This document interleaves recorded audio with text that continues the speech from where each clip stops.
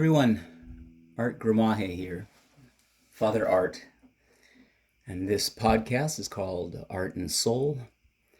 It's on primarily my experiences here in Seattle, in the home that I was raised in, and the role reversal that I experienced with my mother. And she's 99, just needs help doing just about everything. So, Art and Soul, we are here together. And so, thank you for listening. Thank you for tuning in.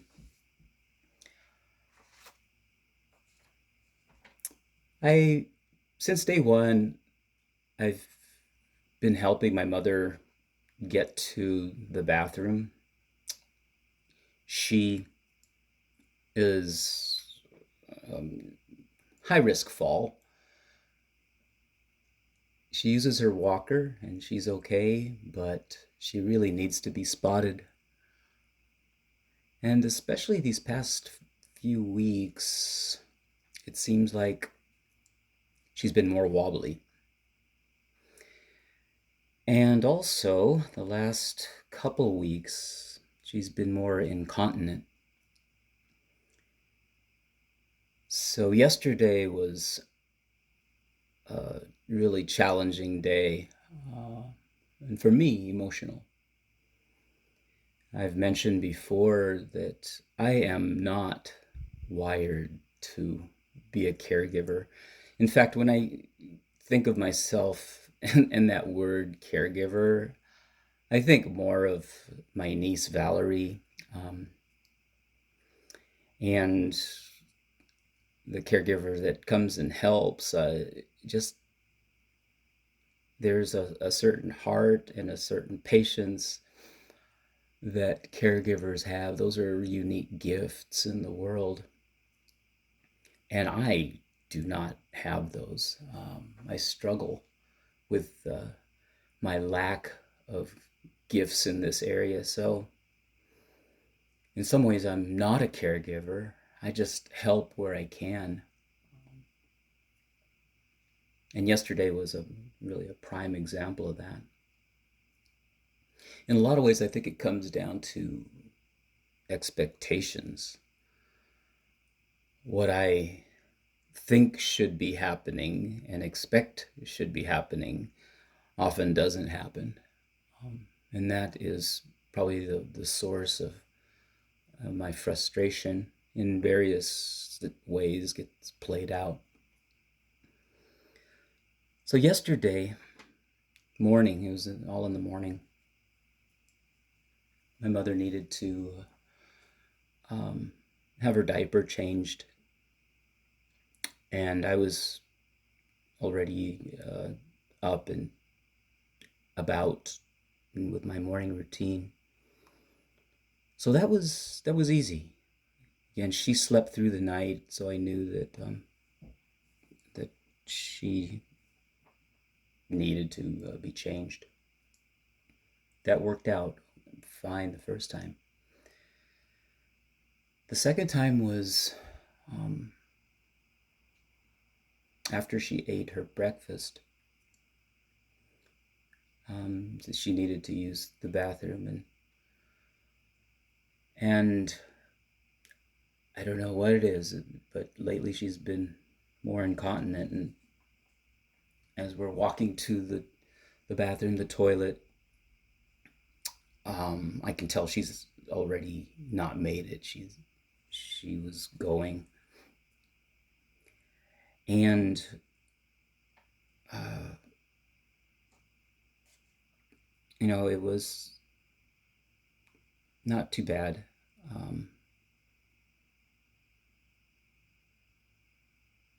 I Even when I think about this and relive it, it brings anxiety to my mind, and I don't know why I get emotional.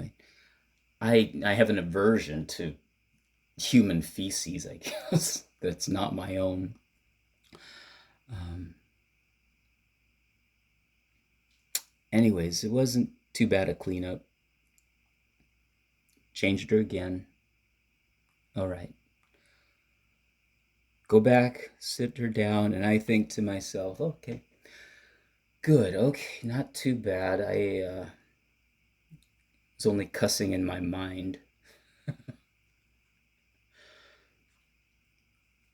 So I'm expecting everything's gonna be fine. Just kick back. Okay, let's watch some TV. One of the things that captivates her is putting on YouTube aquariums where fish are swimming around. Really good for her. She enjoys that, and it calms her. But then um, maybe 30 minutes later, she gets this look on her face, and I know she gets antsy. I know when she needs to go to the bathroom, and so yeah, I stand her up, even though she's a little bit more wobbly, and we're heading to the toilet, and step by step, and I'm smelling she's losing it, and I'm just getting frustrated. This is the third time. And this time, when we get to the toilet, it's just everywhere. The mess is everywhere. Sometimes I think, how the heck did it get over there? I, the mysteries of life. But the mess was everywhere. I, at this point, I'm cussing. I just lose my mind. Um, and I'm probably going back and forth. I'm glaring at her in anger. Um, it's I think about how high my blood pressure must be at this point. One of these days, I'm going to take my blood pressure after these fits that I can do in the high emotion. My mom obviously senses my frustration and doesn't like it and starts cussing at me in Ilocano. And there's something about when my mom cusses in Ilocano that's really powerful because those are the first cuss words I heard when I was a kid.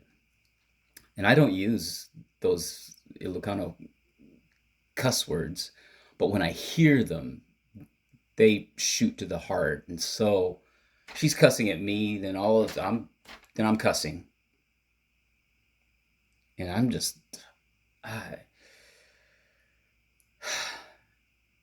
when I think about that level of frustration and anger and resentment and whatever else feelings are going through, uh, I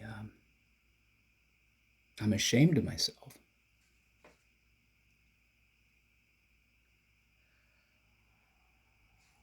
So it takes a while to clean up,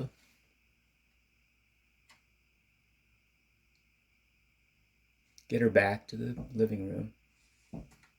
She's tired after all of that. I'm emotionally spent, and makes me think, this back in the 60s when I was a baby, there were no Huggies or disposable diapers. Um, I think about how my mother had to clean up my messes and then wash the crap out of my diapers and then wash the diapers. Um, Cloth diapers. Hey, good for the environment. We don't fill our landfills with disposable diapers back in the day. But I think to myself, can't you so to speak, pay your own mother back for all those years that she changed your diaper. And so, these feelings of guilt come over.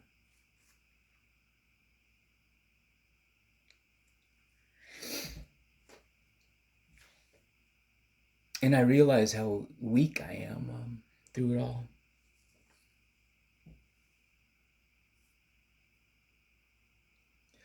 One of the Bible verses that I've always appreciated comes from Romans chapter 7, verse 19, right in that area. There are several verses that talk about the human condition. And St. Paul says, the good that I want to do, I don't do that. But the evil that I don't want to do, that's what I do. It's the middle of Paul's theology about the spiritual battle of spirit and flesh, worldly values, and the battle within ourselves and the evil within ourselves, and the inability to fix that on our own. And the only thing that we depend on is grace in the person of Jesus. And so when I ultimately fail with, helping my mom, I think of this dynamic and this evil within myself that I struggle with and comes out inappropriately and hurts my mother and hurts me.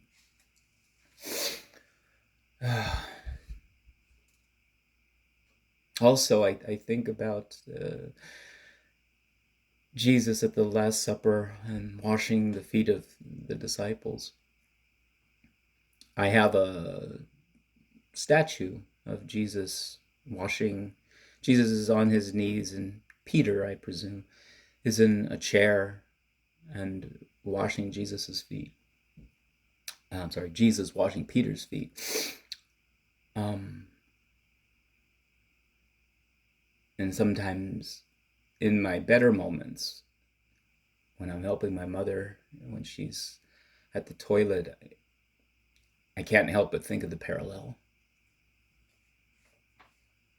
This is the ideal that I strive toward. And sometimes I do it okay, and sometimes I just utterly fail.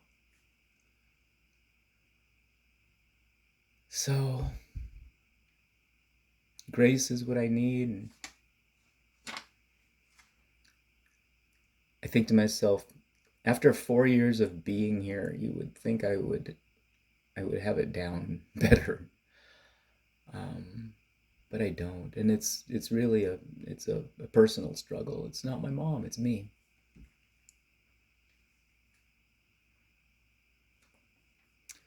So, art and soul, heart and soul, cross and grace. That's all that's going on, and I'm just living life in this sense. So, thank you for listening. I hope I can listen to this and find new graces and new ways that I can survive this. I ask you to pray for me as I pray for you.